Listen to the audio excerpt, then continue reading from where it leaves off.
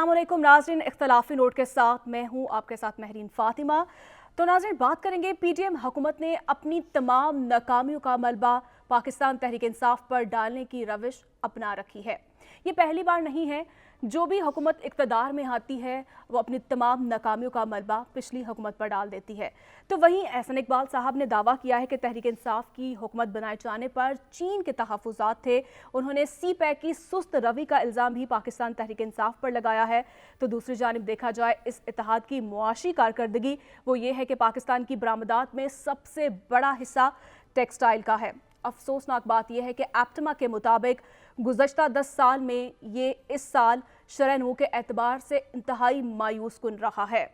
Textile बरामदात में 15% कमी आई है और इस तमाम सूरत हाल में सियासी अदम इस्तेहकाम की ये वजह बताई जा रही है। और जबकि सियासी माहिरीन की जानिब से भी ये भी कहा जा रहा है इसका हल जो तलब है वो सिर्फ और सिर्फ इलेक्शन है। क्या इलेक्शन जो हैं वो बर वक्त हो रहे हैं? हुकूमत की जानिब से भी असम्बलियाँ डिज़ोल्व करने की बात की जा रही है, तो वहीं निगरान सेटअप के लिए भी तैयारियाँ की जा रही हैं और टिकटें तकसीम करने की भी बातचीत हो रही है। और साथ ही साथ निगरान सेटअप के लिए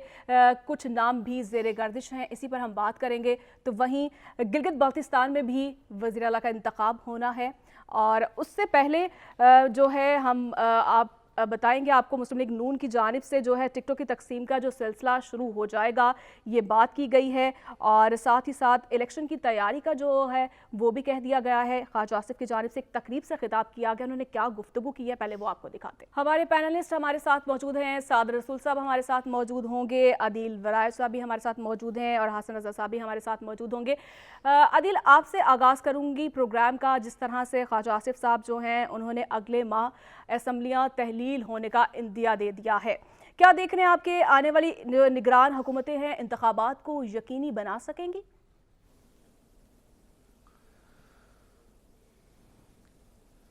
जी, ख्वाजा आसिफ साहब ने इलेक्शन की तारीख की बात नहीं की, बल्कि उन्होंने कहा कि असम्बलियाँ तहलील हो जाएंगी, ये घरों को चले जाएंगे। हम पहले भी अपने प्रोग्राम में ये बता चुके हैं कि ये हुकूमत तय कर चुकी है कि ये अपना वक्त पूरा करके ये घर जा रहे हैं, क्योंकि इन्हें नज़र आ रहा है कि इन्होंने जो कुछ करना था कर लिया। जैसे तैसे करके IMF प्रोग्राम मिल गया और रुपया डॉलर के मुकाबले में कुछ स्टेबल हुआ, कुछ महंगाई की शरह भी कम हुई, कुछ बेहतरी आई आखिरी ओवर में।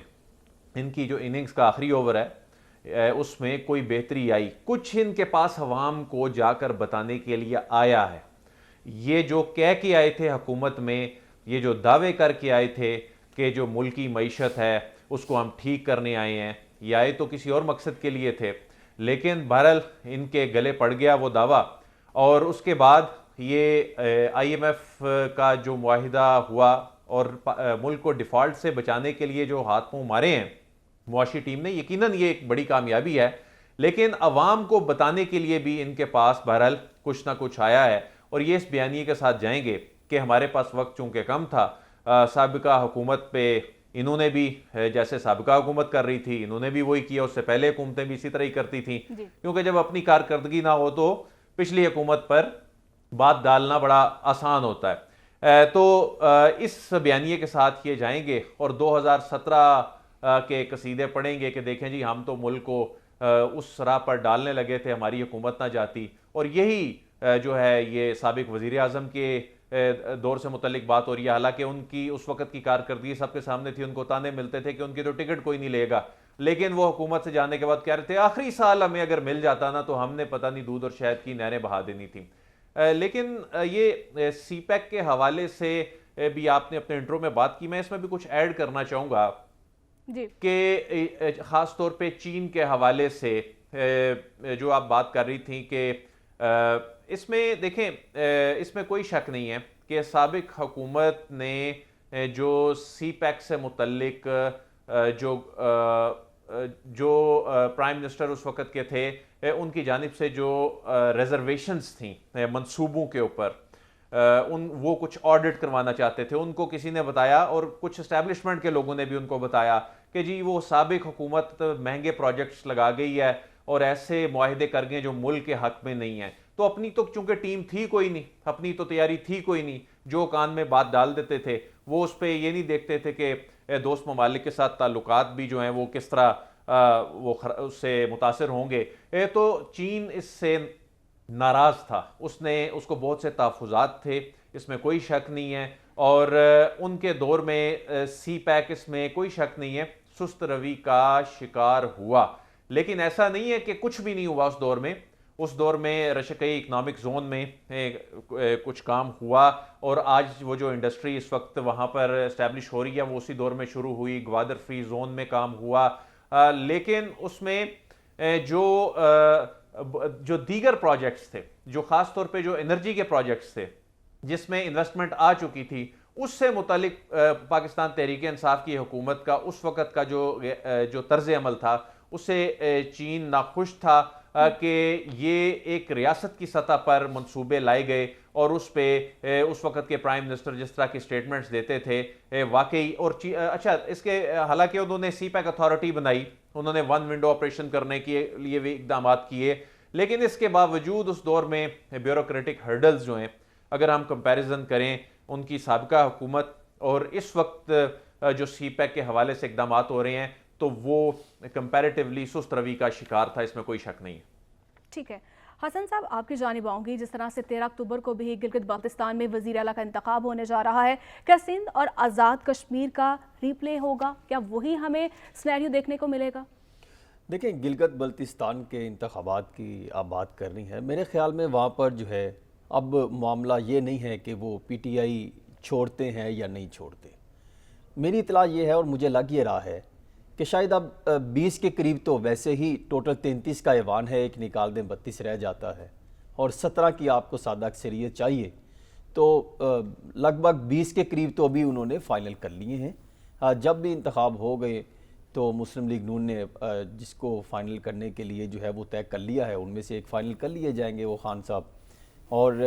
پھر میرا خیال ہے اب جو جنگ چل رہی ہے، جو ڈیل چل رہی ہے، وہ یہ ہے کہ جو فائنانس منسٹر تھے یا صحت کے جو منسٹر تھے ان میں سے کس کو انہوں نے وزیر اعلیٰ لے کر آنا ہے، ہو سکتا ہے سابق فائنانس منسٹر کو، یا جو ان کو مسلم لیگ نون سپورٹ کر دے، اور جو ہیلتھ منسٹر ہیں، اور پھر اس میں اب تو چاہ رہی ہے کہ عہدے کس کو کون سا ملے گا، اس کو دیکھتے ہوئے جو ہے وہ سسٹم میرے خیال میں گلگت والا معاملہ کنٹرول میں ہے۔ آپ نے کشمیر میں دیکھا جو آزاد کشمیر میں ہوا، اس سے بلکہ کچھ زیادہ آپ کو نتائج آپ کو گلگت میں نظر آئیں گے۔ اور دوسری بات جس کی طرف آپ اشارہ کر رہی تھی، جس کا آپ نے انٹرو دیا، اور عدیل ورائے صاحب بھی بات کر رہے تھے کہ حکومت نے ایک سال میں کیا کیا، اور یہ بھی وہی حکومت تھی جو بیانیاں لے کر آئے تھے، ہم عوام کو مشکلات سے نکالیں گے، حالات بہتر کریں گے۔ ٹھیک ہے حسن، یہ بتائے گا کیا یہی معاملات جو ہیں ہم جنرل الیکشن میں بھی دیکھیں گے؟ دیکھیں، جنرل الیکشن میں تو جب ابھی تو حالات بڑے تبدیل ہوں گے، اور پھر جنرل الیکشن جب ہوں گے اس وقت کی گراؤنڈ سچویشن دیکھتے ہوئے آپ کچھ بھی کہہ سکتے ہیں، اور لگ بھگ یہ کہنا کہ وہاں پر جو ہے وہ ایک بڑی اکثریت آئے گی، میرے خیال میں اس وقت تک شاید پی ٹی آئی کا بہت زیادہ ووٹر اب ان کے ساتھ نہ رہا ہو، کیونکہ ابھی بھی اگر آپ دیکھیں تو جو اگر حقائق پر مبنی سروے کرائیں تو شاید پی ٹی آئی کی اب وہ سچویشن نہیں رہی جو 9 مئی سے پہلے سچویشن کی باتیں کرتے تھے۔ اب تو ان سے ووٹ بھی کٹ ہو گیا، گراؤنڈ ریئلٹیز بھی تبدیل ہونا شروع ہو گئیں، اور پھر آئی ایم ایف کا معاہدہ جب انہوں نے کرایا، اب اس کے بعد پھر نواز شریف کا بیانیہ، نواز شریف واپس آئیں گے، معاملات کو بہتر کریں گے، وہ بیانیہ لے کے شروع ہو گئے، پھر لیول پلینگ فیلڈ کی جو بات کرتے ہیں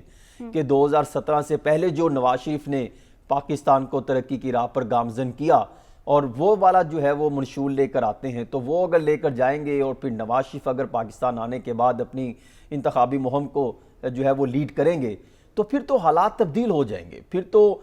جوڑ توڑ سے زیادہ جو ہے وہ ریئلٹیز بھی آپ کو نظر آنے لگ جائیں گی، تو پھر تو شاید وہ پی ٹی آئی ان کا تو ووٹ اس پوزیشن پہ نہ رہے۔ ہاں، البتہ تیسری سیاسی جماعت جو ہے وہ بن کر سامنے آ سکتی ہے، اور ممکن یہ ہے کہ جب بھی جنرل الیکشن ہو تو وہاں پر آزاد امیدوار زیادہ جیتیں، اور پھر وہ کس کی طرف جاتے ہیں،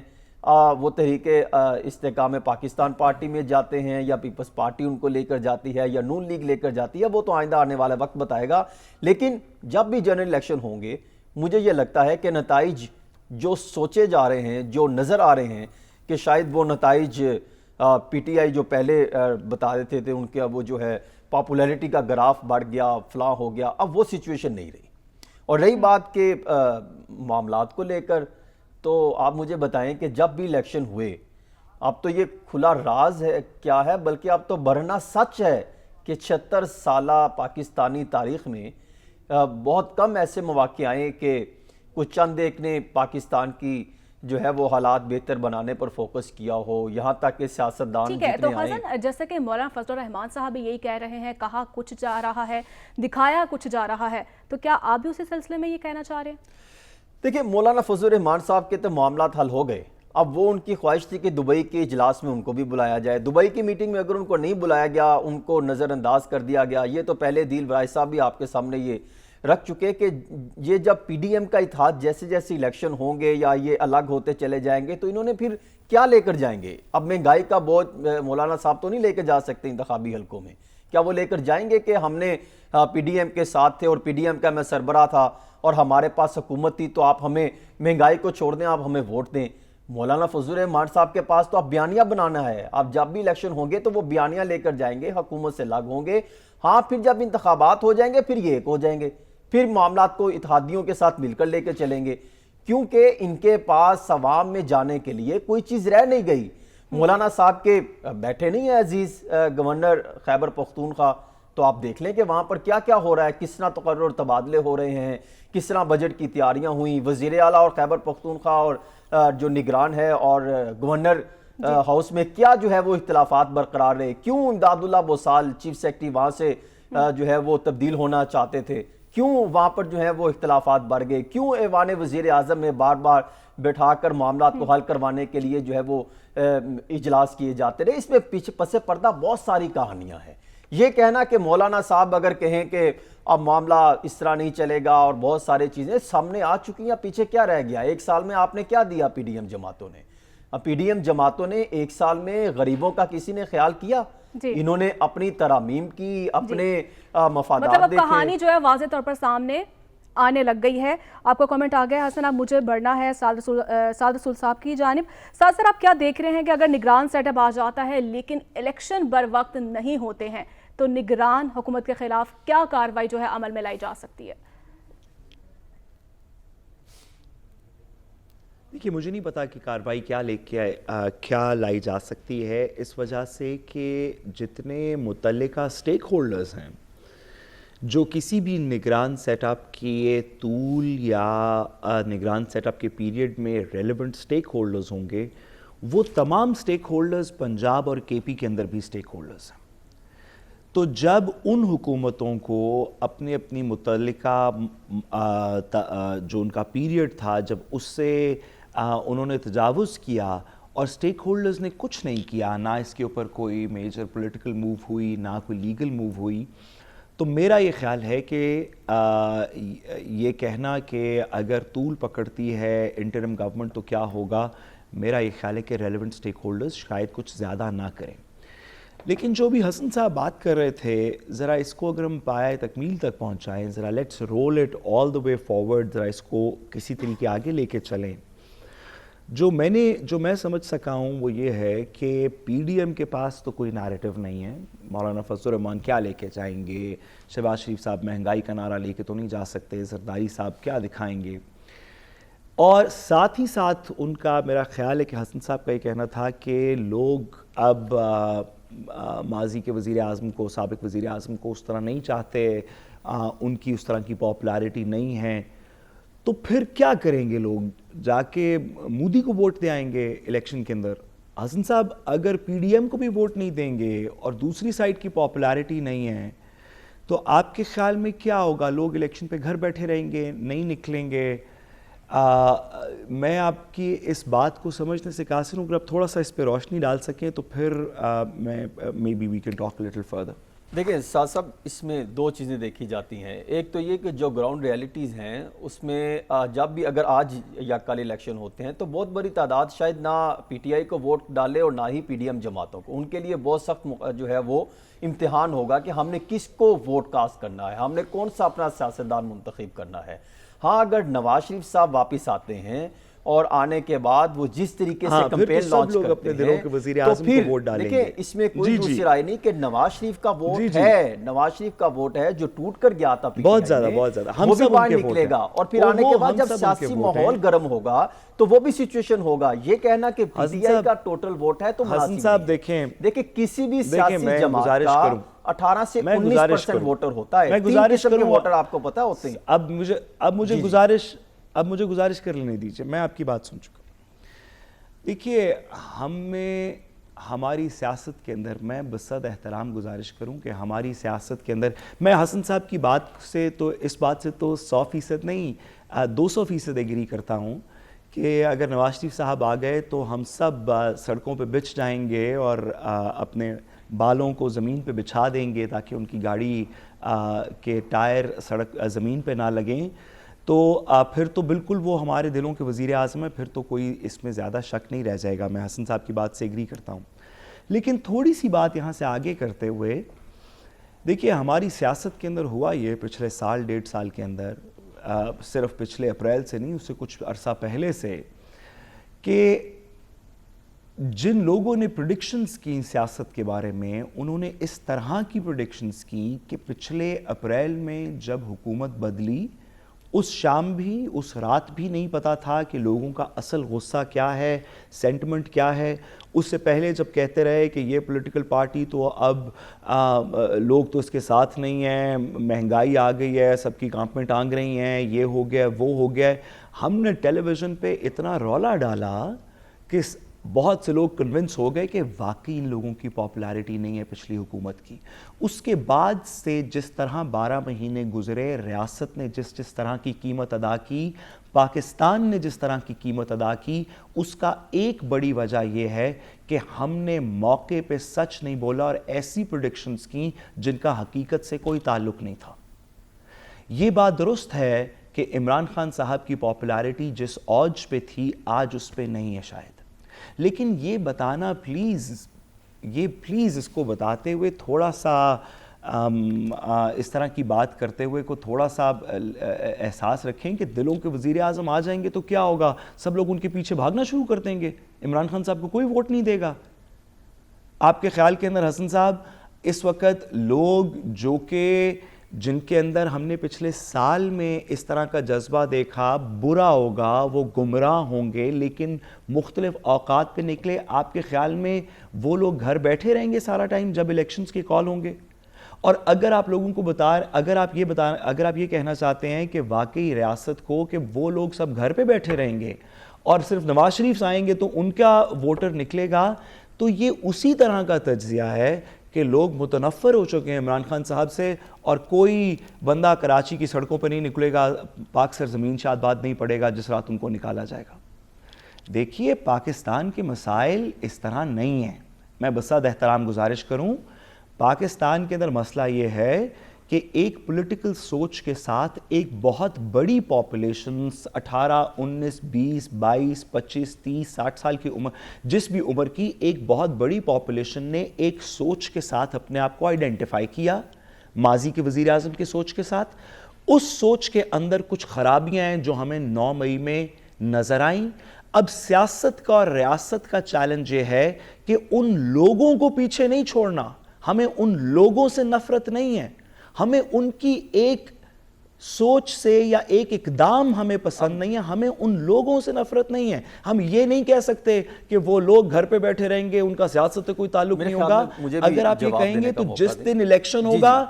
حسن ایک جملہ، جس دن الیکشن ہوگا، رزلٹ نکلیں گے تو ریاست اور حکومت پوچھ رہی ہوگی کہ پریڈکشن تو کچھ اور تھی، اور پریڈکشن کچھ اور اس وجہ سے تھی کہ جو اصل سینٹیمنٹ سوسائٹی میں ہے اس کے بارے میں بات کرنی چاہیے، تاکہ ریاست اور سیاست، حکومت بھی اور ادارے بھی ان لوگوں کو انگیج کر کے، وہ پاکستان کے بچے ہیں، وہ پاکستان کے نوجوان ہیں، ان کو پالیٹکس میں انگیج کریں، میسیجز میں انگیج کریں۔ اتنی سی میری گزارش ہے۔ اگر میں بات کا جواب دے دوں تو بہتر ہوگا، کیونکہ انہوں نے جو 2-3 سوال اٹھائے۔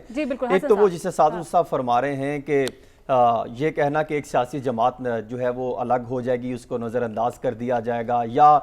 پرفارمنس دیکھی جائے گی، تو جب یہ پروجیکٹ لانچ کیا گیا تھا پاکستان تحریک انصاف کو، اور جب اس کو لایا گیا تھا عوام کے ذہن سازی کی گئی تھی کہ یہ ایک پاک سا ایماندار اور بڑا پروفیشنل قسم کا بندہ ہم لے کر آ رہے ہیں، اور اس کی کیا کیا جو ہے وہ کس طریقے سے اس وقت کیا کیا اقدامات کیے گئے تھے، اس وقت کی اسٹیبلشمنٹ نے کیا رول پلے کیا تھا، اس وقت کی عدلیہ نے کیا کردار ادا کیا تھا، تمام سیاستدانوں کو آپ نے دیوار کے ساتھ لگا کے کس طریقے سے لے کر آئے تھے، اور پھر جب لے کر آئے اس وقت سے آج تک کا ٹینیور آپ دیکھیں آپ نے کیا کیا، آپ نے 5 سے 6 جو ہے وہ معاشی ایکسپرٹ سائٹ پہ کر دیے، اور آپ نے کیا کیا ایکسپرٹ لا کے کیے، آپ نے نہ آپ سے معاشرت چلی، نہ آپ سے پرفارمنس چلی، نہ آپ سے دیکھیں اگر تو آپ اس چیز پہ آتے ہیں نا تو میری تو پھر ریکویسٹ یہ ہے کہ ان کے دور کا دورانیہ نکال لیں اور مسلم لیگ نون کے دور کا دورانیہ نکال لیں، آپ کو اندازہ ہوگا کہ کس طریقے سے تحریک انصاف کے دور میں کرپشن میں اضافہ ہوا، کس طریقے سے تعیناتیوں کے عمل میں لائے گئے، کس طریقے سے آپ نے اربوں روپے $3 بلین کے 5% پر قرضے دیے، یہ دیکھیں یہ تو پھر کس سے نکلے گی، طوفان سے کیسے لڑ سکتی ہے، مسلم لیگ نون سے تو کوئی مقابلہ نہیں، سچ کی بات کرنا سننے کے لیے بھی دل بڑا ہونا چاہیے نا، جی حسن سننے کے لیے بھی دل بڑا ہونا چاہیے۔ حسن آپ کا کامنٹ آ چکا ہے، مجھے بریک کی جانب بڑھنا ہے اور بریک کے بعد بات کریں گے ہم۔ آج وزیر اطلاع سندھ شرجیل میمن نے بڑے بڑے دعوے کیے ہیں، اور کیا دعوے کیے اسی پر بات کریں گے، یہاں پہ ایک بریک لیتے ہیں۔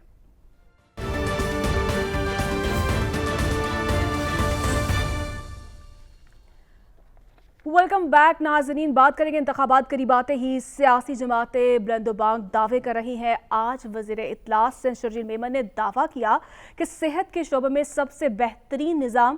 سندھ کا ہے۔ پاکستان پیپلز پارٹی نے 22 کروڑ لوگوں کو ہیلتھ کارڈز دے دیے ہیں۔ لوگوں کا اعتماد پرائیویٹ کی بجائے گورنمنٹ ہسپتالوں میں بحال ہو رہا ہے۔ تو دوسری طرف حقائق یہ ہیں کہ اشرافیہ جنرل چیک اپ تک بیرون ملک سے کرواتی ہے۔ عوام کی حالت یہ ہے کہ محکمہ صحت سندھ میں غیر حاضری ڈاکٹروں کی بھرمار ہے۔ ورلڈ بینک کی رپورٹ کے مطابق سندھ میں پاکستان کے دیگر صوبوں کے نسبت اموات کی شرح سب سے زیادہ ہے۔ ضلع تھر پارکر کے سول ہسپتال مٹھی میں غذائی قلت اور دیگر بیماریوں کے سبب گزشتہ 24 گھنٹوں میں 5 بچے انتقال کر چکے ہیں۔ محکمہ صحت سندھ کے مطابق رواں سال جاں بحق ہونے والے بچوں کی تعداد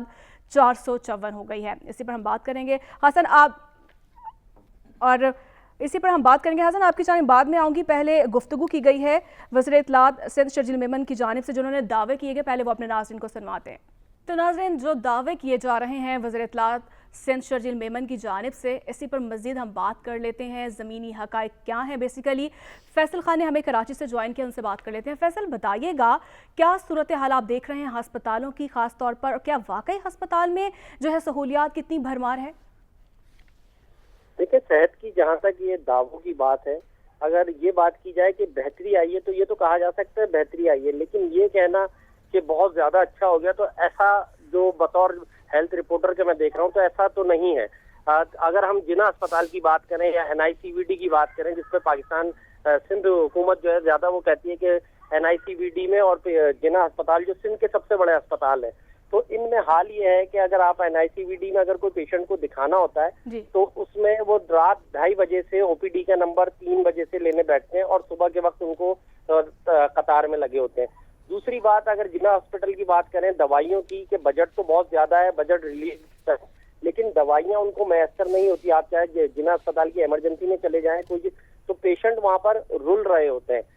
ایک بڑی وجہ اس کی یہ ہے کہ لوگوں میں غربت بہت تیزی سے پھیل رہی ہے، مڈل کلاس طبقہ تیزی سے غربت کی طرف جا رہا ہے، اور مہنگائی نے جس طرح ان کا حال کیا ہے، اس کی ایک بڑی وجہ یہ ہے کہ لوگ افورڈ نہیں کر پا رہے اپنا علاج کرا سکیں، تو اس لیے ایک بڑی تعداد جو ہے پرائیوٹ ہاسپٹل سے مجبوری کی صورت میں سرکاری اسپتالوں کی طرف آتی ہے۔ جی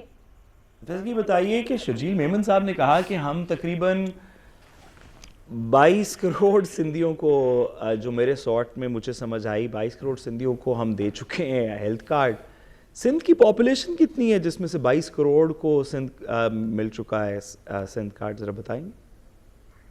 یہ شرجیل صاحب تو وزیر اطلاع ہے، ان کا کام اپنی حکومت کی کارکردگی دکھانا، لیکن شاید جوش میں کچھ زیادہ ہی بول گئے۔ 22 کروڑ تو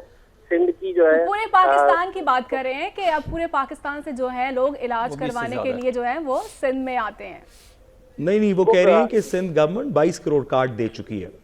ان کا یہ کہنا ہے۔ میں پوچھنا چاہتا ہوں کہ یہ کارڈ کس کے پاس ہیں؟ یہ کارڈ لوگوں کے دلوں میں ہیں، سوچ میں ہے، خواب میں ہے، دعا میں ہے، کہیں جی موجود فیصل، ہیں؟ آپ کے پاس ہے یہ روشنی صحت کارڈ؟ ڈال سکتے ہیں اس پہ؟ یہ صحت کارڈ مجھے تو کہیں نظر نہیں آیا، ہمیں بھی سندھ میں بھجوا کوئی ایسا ہیلتھ کارڈ سندھ حکومت کی جانب سے دیا جا رہا ہو، ایسا تو کوئی ہیلتھ کارڈ ان کی جانب سے نہیں دیا جا رہا۔ جو یہ بات ہے کہ بار بار یہ کہتے ہیں کہ بہت سارے لوگ دوسرے شہروں سے علاج کے لیے آ رہے ہیں، اگر یہ اتنا ہی سب کچھ ہے تو آپ کسی دن اگر آپ ابھی موقع ہوتا تو میں آپ کو ہاسپٹل کے وہ مناظر صبح میں آپ کو دکھاتا ہوں، وہاں سے لوگوں سے واکس پاپ آپ کو لے کے دکھاتا ہوں، دیکھیں فیصل بات یہ ہے کہ حسن صاحب بھی، عدیل صاحب بھی ہمارے ساتھ ہیں۔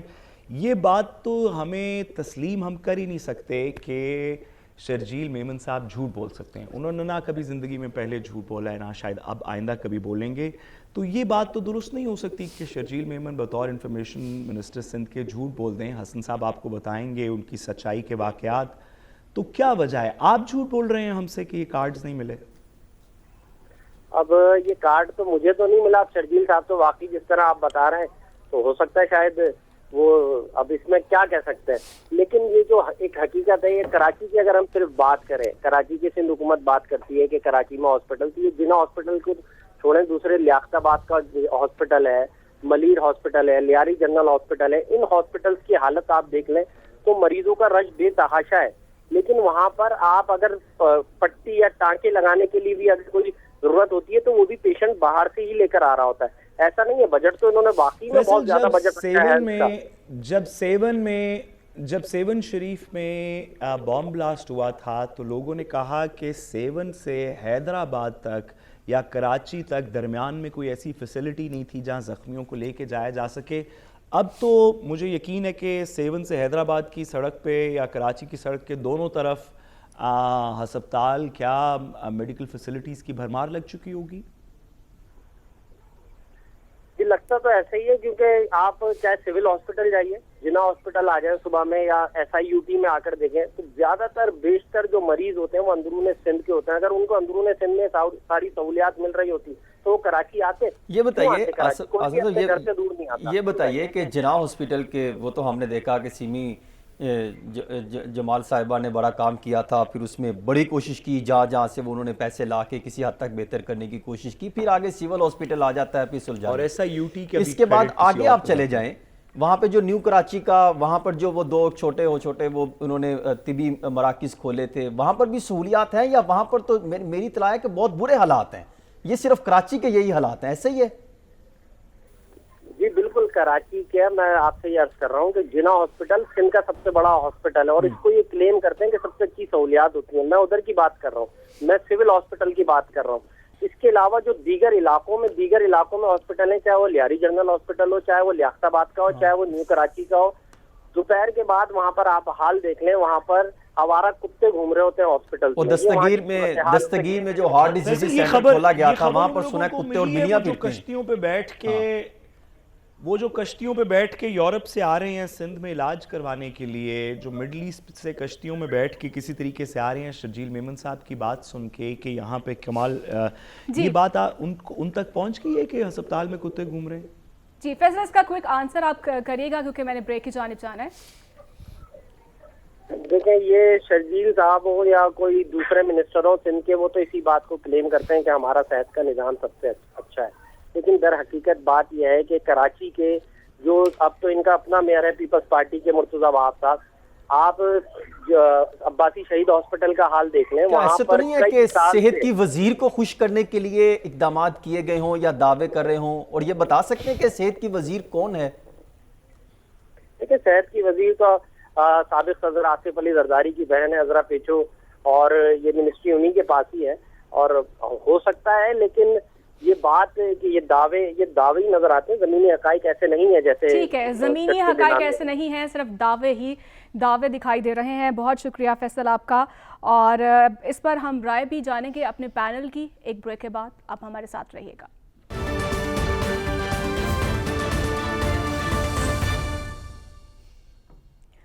वेलकम बैक नाजरीन। और आदिल साहब, मैं आपकी जानिब आऊँगी। जिस तरह से फैसल जो है ज़मीनी हक़ाइक़ बता रहे थे, क्या सूरत हाल है इस वक्त, और दावे तो किए जा रहे हैं शर्जील मेमन साहब की जानिब से, और आप देख रहे हैं कि जिस तरह से रिसेंटली अभी आसिफ अली जरदारी साहब जो है दुबई चेकअप के लिए गए थे। अगर इतना ही निज़ाम अच्छा है सिंध का, तो बाहर जाने की क्या ज़रूरत है? देखिए, ये सिर्फ सिंध का मसला नहीं है, ये पूरे पाकिस्तान में मसला है। और क्या लाहौर में, पंजाब में ऐसी ज़बरदस्त इन्होंने सहूलियात दी थी कि ये ख़ुद बरतानिया जाकर अपना इलाज कराते थे। तो ये तो सेहत की सूरत हाल असल में हमारी, मतलब हम हकीकत को देखें, हकीकत पसंद हों। हमारी आबादी इतनी ज़्यादा है कि हम पूरी तरह ये वसाइल ठीक तरह से यूटिलाइज़ नहीं कर सकते अगर हम बैरून ममालिक से कंपैरिजन करें तो। एक तो जब 18वीं तरमीम के बाद सेहत और तालीम सूबों के पास चली गई, तो सूबों की वो सलाहियत भी नहीं है, ये उसमें डिलीवर करने में नाकाम रहे। फिर दीगर जगहों पर, सिंध में तो चले इन्हीं की हुकूमत चली आ रही है, सेहत के मंसूबों के साथ ख़ास तौर पे ये हुआ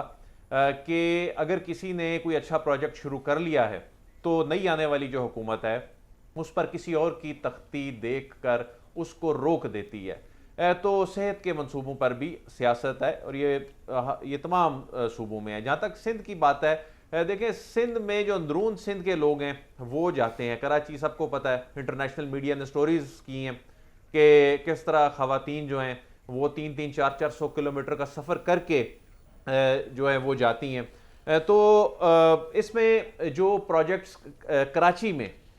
जो कामयाब हैं भी, वो या तो फंडेड हैं NGOs के, या मुखैर हजरात उनको चला रहे हैं। उनकी अपनी जो काबिलियत है, उनकी अपनी जो सेहत के शोबे में उनकी जो तवज्जो है, इसमें कोई आपका कमेंट आ इन्वेस्टमेंट गया है और मुझे बढ़ना है हसन आपकी जानिब। जिस तरह से हमारे हुक्मरानों की जानिब से ये दावे किए जाते हैं, मैं और आप तो यकीन कर लेंगे, लेकिन अवाम को कैसे यकीन दिलाया जाएगा? देखें, मैं आपको चीज़ बताऊं, माजी में ना मुझे वहाँ से इतला मिली थी कि वहाँ पे शहद की बोतल मिलती है। मैं लेने के लिए गया लेकिन नहीं मिली,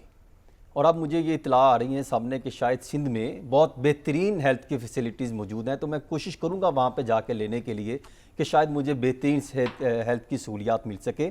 दो चीज़ें सिंध हुकूमत ने अच्छे काम किए, लीवर ट्रांसप्लांट का काम, बोन मैरो के हवाले से इकदाम शुरू कर दिए, और दूसरा इन्होंने कार्डियोलॉजी के हवाले से 18 यूनिट जो हैं वो सिंध में खोले। ये अच्छा इकदाम है। इसके अलावा बेसिक हेल्थ के हवाले से, फैसिलिटीज़ के हवाले से पूरे सिंध में एक पॉइंट दिखा दें, हॉस्पिटल खुद सिंध हुकूमत बता दे, हम उनकी बात को तस्लीम करेंगे। कोई दिखाएं, वहां पे अंदाजा करें। इन्होंने 35 ट्रॉमा सेंटर 3 अरब 50 करोड़ पैसे तामीर करने थे, डॉक्यूमेंट में कंप्लीट हुए, आज तक फंक्शनल नहीं हो सके। ठीक है, बेसिक हेल्थ, हसन आपका कमेंट आ गया है, और आपका कमेंट आ चुका है। जिस तरह से वज़ीर इत्तलात की जानिब से ये बड़े बड़े दावे किए हैं, अल्लाह करे ऐसा हो, क्योंकि हमें अच्छी खबरों की ज़रूरत भी है। तो इसके साथ ही मुझे इजाज़त दीजिए, अल्लाह हाफ़िज़।